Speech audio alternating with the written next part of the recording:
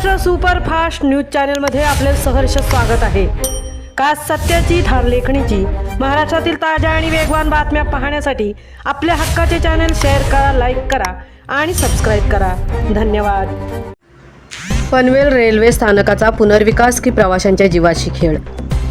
उघड्या छतामुळे पायऱ्यांवरून पाण्याचे लोंढे, घसरून अपघाताची भीती, प्रवाशांकडून संताप व्यक्त।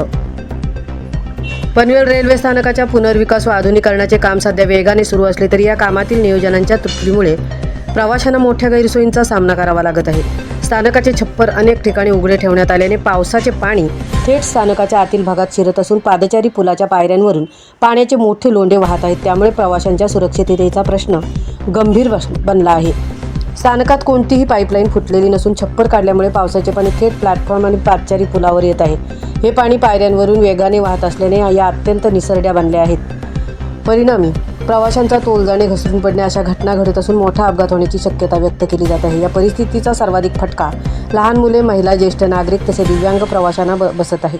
उघड्या गटारे आणि त्यावर तात्पुरत्या स्वरूपात टाकलेल्या निसरड्या लाद्यांमुळे धोका आणखीन वाढला आहे। गर्दीच्या वेळेत धावपळ करणाऱ्या प्रवाशांसाठी ही परिस्थिती अधिकच चिंताजनक ठरत आहे।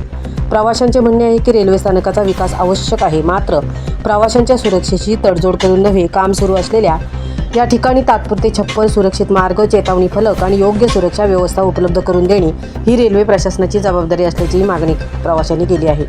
पनवेलसारख्या महत्त्वाच्या रेल्वे स्थानकात अशा प्रकारची धोकादायक परिस्थिती निर्माण होणे दुर्दैवी असल्याची भावना प्रवाशांनी व्यक्त केली असून रेल्वे प्रशासनाने तातडीने या समस्येची गंभीर दखल घेऊन आवश्यक उपाययोजना कराव्यात अशी जोरदार मागणी होत आहे। Maharashtra superfast team, Panvel.